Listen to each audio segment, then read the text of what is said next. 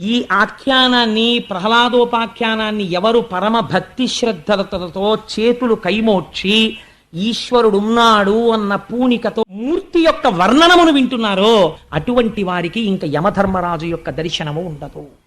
అయా తులసివనంలో గంజాయి పుట్టినట్టు రాక్షస వంశంలో నీ కొడుకు పుట్టాడు, వీడికి మేము పాఠం చెప్పడం దేవుడెరుగు, వీడు రాక్షసులందరినీ పడి చేశాడు, అందరినీ నారాయణ భక్తుల్ని చేసేస్తున్నాడు, అందరికీ తత్వబోధ మొదలెట్టాడు, అయ్యా ఏం చేసుకుంటావో చేసుకో అన్నారు.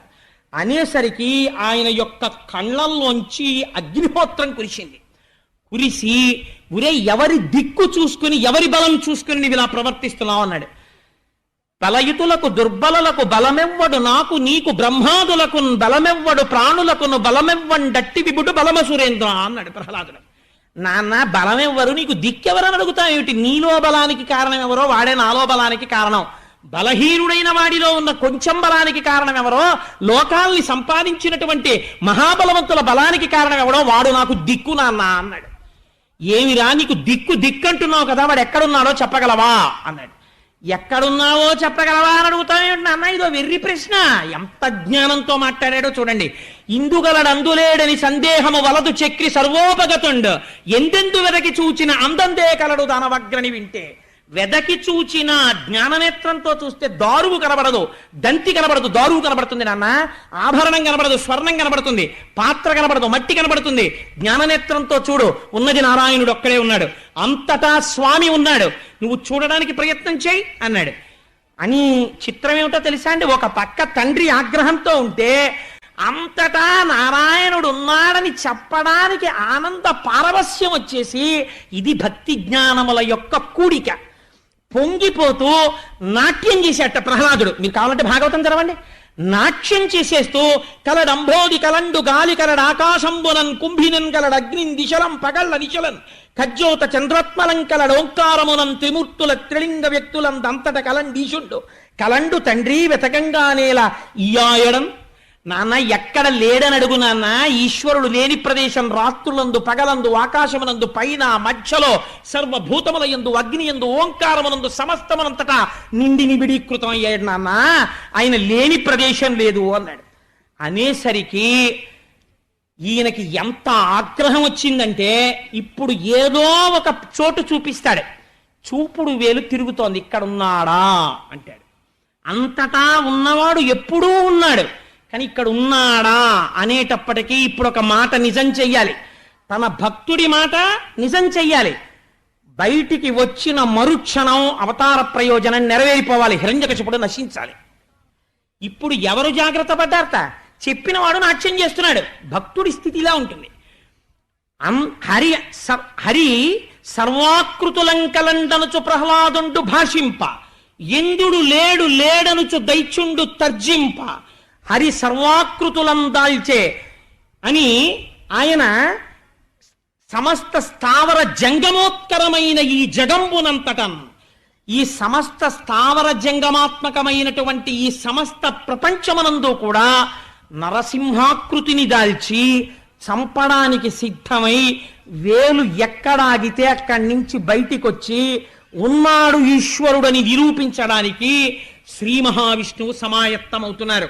బ్రహ్మాండములే నరసింహాకృతిని దాల్చాయి ఆ రోజున.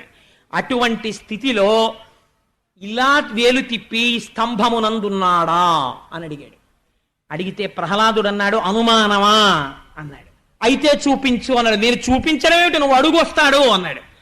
సింహాసనం మించి గబ గబ గబ గబ దిగి మెట్ల మించి దిగి గద ఎడంచేత్తో పట్టుకుని కుడి ఎరి చేతితో స్తంభం మీద ఒక్క దెబ్బ కొట్టాడు. అమ్మ బాబోయ్, పోతన గారు వచనానుసంధానం చేశారండి.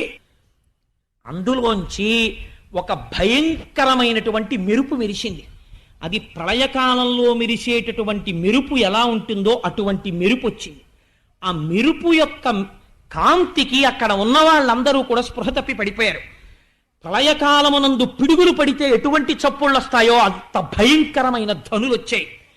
మహానుభావుడు అపారమైన తేజోవంతమైన పాదములతో, పాదములకు అలంకరింపబడినటువంటి మణిమంజీరములతో, బలిష్టమైన తొడలతో, గుండ్రని పిక్కలతో అలంకరింపబడిన పట్టు పీతాంబరంతో, దాని మీద పెట్టబడినటువంటి మొలనూలుతో, మొలనూలులోంచి వస్తున్నటువంటి చిరుగంటల సవ్వడితో పిడికిటితో పట్టుకోవడానికి వీలైన సన్నని నడుముతో, గుండ్రంగా తిరిగి లోపలికి వెళ్ళినటువంటి నాభితో, కఠినమైన శిల వంటి విశాలమైన వక్షస్థలంతో, అనంతమైన బాహువులతో, శంఖ చక్ర గద పద్మ తోరణములను గండ్రగొడ్డలిని పట్టుకున్నవాడై, చక్కటి పొడుచుకొచ్చినటువంటి చుబుకంతో, గాలికి అల్లల్లాడుతున్నటువంటి నవపల్లవం ఎలా ఉంటుందో అటువంటి ఎర్రటి అదురుతున్న రోషముతో కూడిన పెదవితో, ముత్యాల వంటి దంతపంక్తితో, మందర పర్వత గుహ ఎలా ఉంటుందో అటువంటి నోటితో, నాసికారంధ్రములతో, తూర్పు కొండ మీద ప్రకాశిస్తున్నటువంటి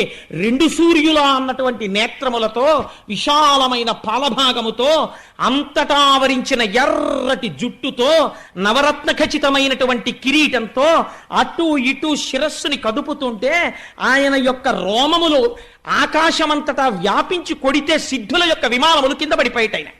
ఆనాడు స్తంభంలోంచి బయటికొచ్చి గర్జన చేసి ఘూర్నిల్లితే ఆ ధనులకు సముద్రములు తిరుగుడు పడ్డాయి. భూమి కంపించి బద్దలైపోయింది. ఎక్కడి వాళ్ళక్కడ స్తంభీభూతులై ప్రళయం వస్తోందనుకున్నారు. ఇటువంటి మూర్తిని చూసి కూడా దుస్సాహసం చేశాడు హిరణ్యకశిపుడు. కత్తి పట్టుకుని స్వామి మీద పడ్డాడు. పడితే గాలిన్ కుంభిని అగ్నియంబువల ఆకాశస్థలిన్ దిక్కులన్ రేలన్ ఘస్రములన్ తమ ప్రభల భూరిగ్రాహ వ్యాళాదిత్య నరాది జంతు కలహ వ్యాప్తిన్ సమస్త్రాస్త్ర శస్త్రాలిన్ మృత్యువులేని జీవనము లోకాధీశ ఇప్పించవే. ఇంటి పెద్ద చతుర్ముఖ బ్రహ్మగారి మాట నిజం చెయ్యాలి.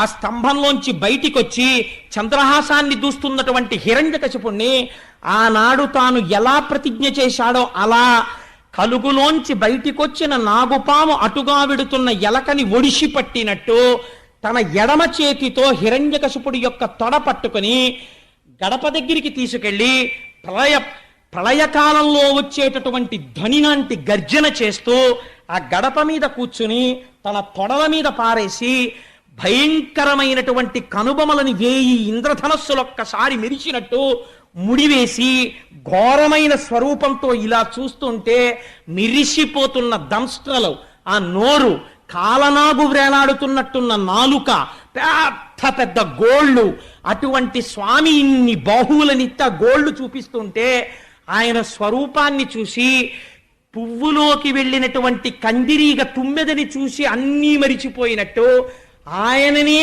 చూసి కాళ్ళు చేతులు వ్రేలాడేసి ఆయనకి లొంగిపోతే ఆగ్రహంతో తన భక్తుణ్ణి ఇన్ని కష్టాలు పెట్టాడన్న క్రోధంతో మాట తప్పకుండా ఇంట్లో కాదు, బయట కాదు, గడప మీద, ఆకాశంలో కాదు, భూమి మీద కాదు, తొడల మీద, అస్త్రము కాదు, శస్త్రము కాదు, ప్రాణమున్నది కాదు, ప్రాణము లేనిది కాదు, గోళ్ల చేత, కింద కాదు, పైన కాదు, తొడల మీద, మనిషి కాదు, జంతువు కాదు, నరసింహావతారంతో, భయంకరమైన స్వరూపంతో, విశేషమైనటువంటి క్రౌర్యంతో ఆ గోళ్ళని పొట్టలోకి దింపి భేదించి ఆనాడు భూమిని తవ్వడానికి తౌగోలు ఎలా వాడతారో ఆ గోళ్ళను అలా వాడి హృదయాన్ని పట్టుకుని పైకి తీసి గండ్రగొడ్డలి పెట్టి ఉరప్పంజరాన్ని బద్దలగొట్టి హృదయ క్షేత్రాన్ని చేతిలో పట్టుకుని గుండ కింద నలిపేసి చేతిలో కొడవళ్ళు పట్టుకున్నట్టు ఆ కండలు తింపి ముక్కలు చేసి తుంపి అవతల పారేసి నెత్తురు తీసి దోషిళ్లతో నోట పోసుకుని ప్రేగులు తీసి మెడ వేసుకుని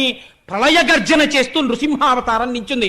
చంద్రశేఖర పరమాచార్య స్వామి ఒక మాట అంటారు, అసుర సంధ్య వేళలో కేవలము పరమశివ దర్శనమే, అన్యదేవతా దర్శనం చెయ్యరు. కానీ అర్ధరాత్రి లేదు, అసుర సంధ్య లేదు, ఉదయం లేదు, రాత్రి లేదు, షట్కాల పూజలు అందుకున్న పరమశివుడిలా అసుర సంధ్య వేళలో కూడా దర్శనము చెయ్యడానికి యోగ్యమైన మూర్తి నరసింహమూర్తి అని చంద్రశేఖర పరమాచార్య స్వామి నిర్ధారణ చేశారు.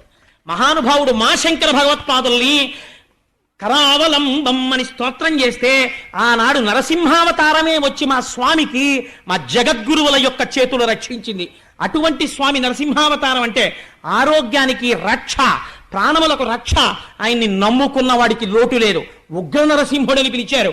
ఆయన వెళ్ళి లేచి సింహాసనం ఎక్కుతుంటే ఆసురీగణములు మీద పడ్డాయి. అనేకమైనటువంటి చేతులు పైకెత్తి ఆయుధాలతో కొన్ని కోట్ల అసురుల్ని మట్టు పెట్టాడు ఒక్కడే. సింహాసనం ఎక్కి కూర్చొని పాదపీఠం మీద ఆ పాదములుంచి కూర్చుంటే ఆనాడు బ్రహ్మగారు, దేవతలు, యక్షులు, గంధర్వులు, కిన్నెరులు, కింపురుషులు అందరూ వచ్చేశారు. స్వామిని అనేక విధముల స్తోత్రములు చేశారు.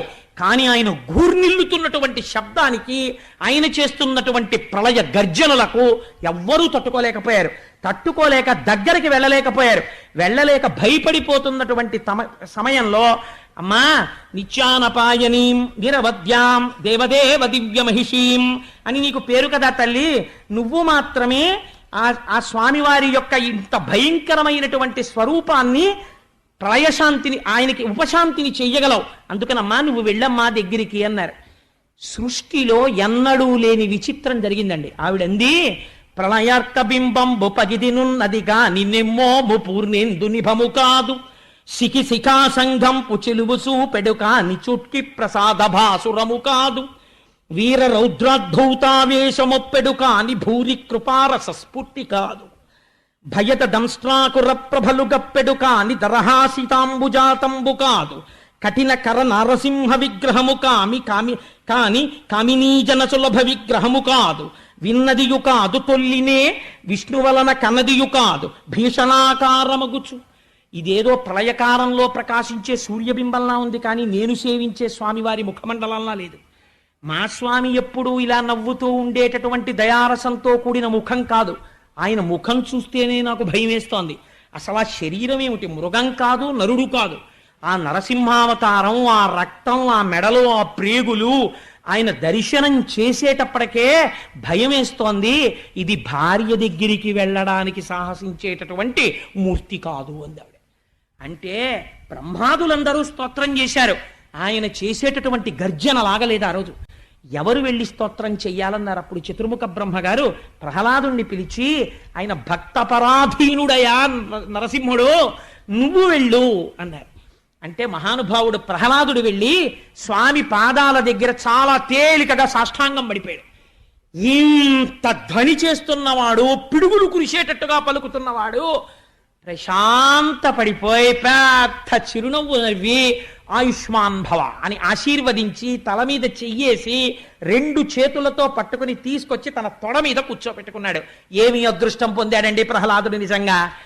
ఆనాడు ప్రహ్లాదుడు అన్నాడు, అమరుల్ సిద్ధులు సంయమీశ్వరులు బ్రహ్మాదుల్ సదా పర్యచిత్తములన్ నిన్ను బహు ప్రకారముల నిత్యంబున్ విచారించి పారము ముట్టన్ విటిసేయనోపరటనే రక్షస్తనూజుండ గర్వమదోద్రిక్తుడ బాలుడన్ జడమతిన్ వర్ణింప శక్తుండనే. స్వామి, నిన్ను బ్రహ్మాదులు స్తోత్రం చెయ్యలేకపోయారు, వేదమంతటిది నేను ఇంకా ఆవిష్కరించలేనని వెనుదిరిగింది. అటువంటి నిన్ను రాక్షస వంశంలో పుట్టిన బాలుండి నేను ఏమి స్తోత్రం చేస్తాను? నిన్ను చేరడానికి తపమున్ వంశము తేజమున్ శృతము సౌందర్యంబు నుజ్జోగమున్ నిపుణత్తంబు ప్రతాప పౌరుషములున్ నిష్టాంబల ప్రజ్ఞలున్ జపహోమంబులు చాలవీశ్వర భవత్ సంసృష్టికై దంటియూధవు చందంబున భక్తి చేయవలయం తత్పర్య సంయుక్తుడై. నేను తపం చేశాను, యజ్ఞం చేశాను, యాగం చేశాను, లేకపోతే ఏదో క్రతువు చేశాను, ఈ కర్మ చేశాను, ఆ కర్మ చేశానంటే కర్మలకి లొంగిపోయేటటువంటి వాడివి నువ్వు కావు. ఆ చేసిన కర్మల చేత హృదయ క్షేత్రమునందు శుద్ధి ఏర్పడి, వైరాగ్యం ఏర్పడి, ఈశ్వరుణ్ణి సంతతము జ్ఞానముతో ధ్యాననిష్ట యందు కొలిచిన వాడెవరో అటువంటి వాడికి లొంగిపోయేటటువంటి స్వరూపం ఉన్నవాడివయ్యా నువ్వు. సృష్టికర్తవి, స్థితికర్తవి, ప్రళయకర్తవి, అంతటా నిండి నిర్వికృతమైనటువంటి వాడివి. అనోరణీయాన్ మహతో మహీయాన్ అటువంటి స్వామివి ఇవాళ నా యందు కరుణించావు అంటే ప్రసన్నుడైపోయి ఆ రోజున నరసింహస్వామి అన్నారట, ప్రహ్లాద, ఇలా నన్ను మెప్పించిన భక్తుడు లేడు, నీకేం వరం కావాలి కోరుకో అన్నాడు. ఆయన అన్నాడు, అందరూ నీ రూపం చూసి భయపడ్డారు, నేను నీ రూపం చూసి భయపడలేదు. తండ్రి గారు జడ్జి గారి వేషంలో కోట్ వేసుకుని ఓ సుత్తి పట్టుకుని సుప్రీంకోర్టు జడ్జిగా కూర్చుంటే మాత్రం కొడుక్కి భయం ఏంటి? డాడీ అంటూ పరిగెత్తుకు వెళ్ళిపోతాడు. నీ రూపం చూసి నేను భయపట్టలేదు, నాకు నువ్వెప్పుడూ తండ్రివే. నేను దేనికి భయపడుతున్నానో తెలుసా? సంసారానికి భయపడతాను, కామక్రోధములకు భయపడతాను, నేను నాది అన్న భావనలకి భయపడతాను. నన్ను మళ్ళీ మభ్యపెట్టాలని చూస్తున్నావా తండ్రి? నాకు వరం ఇస్తావా? నాకేమీ వద్దు, సంతతము నీ పాదాంబుజ సేవ కటాక్షించు, నీ నామము చెప్పుకునే అదృష్టాన్ని కటాక్షించు, నీ కథలు వినే అదృష్టాన్ని కటాక్షించు, నాకు ఇంకేం వద్దన్నాడు. అసలు నీలాంటి భక్తుడు ఎక్కడున్నాడు రా ప్రహ్లాద? పొంగిపోతున్నాను నిన్ను చూసి.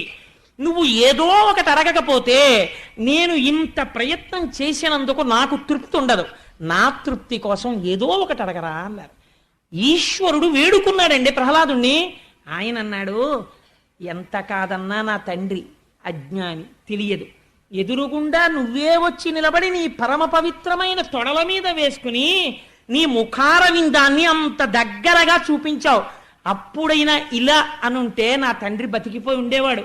ఎంత అమాయకుడో, ఇలా అనలేకపోయాడు, రెండు చేతులు కలపలేకపోయాడు, దారుణంగా చచ్చిపోయాడు. తండ్రి ఎన్ని నీచయోనుల్లోకి వెడతాడో అలా వెళ్లకుండా నా తండ్రిని నీ దగ్గరికి చేర్చుకుంటే, నా తండ్రి కాబట్టి, నాకు జన్మనిచ్చినవాడు కాబట్టి నేను సంతోషిస్తానన్నాడు. లలిత మర్యాదుడైన ప్రహ్లాదుడధిప అంటే స్వామి నరసింహస్వామి పెద్ద నవ్వు నవ్వి అన్నారు, ప్రహ్లాద నీ చారిత్రము ధన్యము, ఎంత గొప్ప వరం అడిగావురా. ఏనాడు నీ తండ్రి నేను కోరలు విప్పి పళ్ళు చూపిస్తూ గోళ్ళిలా పెట్టి నా నేత్రములతో చూస్తుంటే అతి దగ్గరగా మహర్షులు మునీంద్రుడు కూడా చూడని నా రూపమును తేజోహీనుడై అలా చూస్తూ ప్రాణములను వదిలాడో ఆనాడే నాకు దగ్గరైపోయాడు. అందుకని నువ్వు నీ తండ్రి గురించి బెంగపెట్టుకోకు, రాజ్యపాలన చేసి వంశాన్ని వృద్ధిలోకి తెచ్చుకో అని ఆనాడు స్వామివారు ఒక గొప్ప వరాన్ని మనకందరికీ కూడా కటాక్షించారు. అదే మనందరం తప్పకుండా స్మరించవలసినటువంటి పద్యం. ఆ పద్యంలో స్వామి అంటారు, నువ్వు అన్న పూనికతో వింటున్నారో ఉగ్ర నరసింహమూర్తి అయి తన భక్తులని బాధ పెట్టిన వాడి పట్ల కోపము తెచ్చుకున్న స్వామి యొక్క మూర్తి యొక్క వర్ణనమును వింటున్నారో, మళ్ళీ భక్తుడు చేసిన స్తోత్రమునకు ప్రసన్నుడైన మూర్తి కథని విన్నారో, అటువంటి వారికి ఇంకా యమధర్మరాజు యొక్క దర్శనము ఉండదు.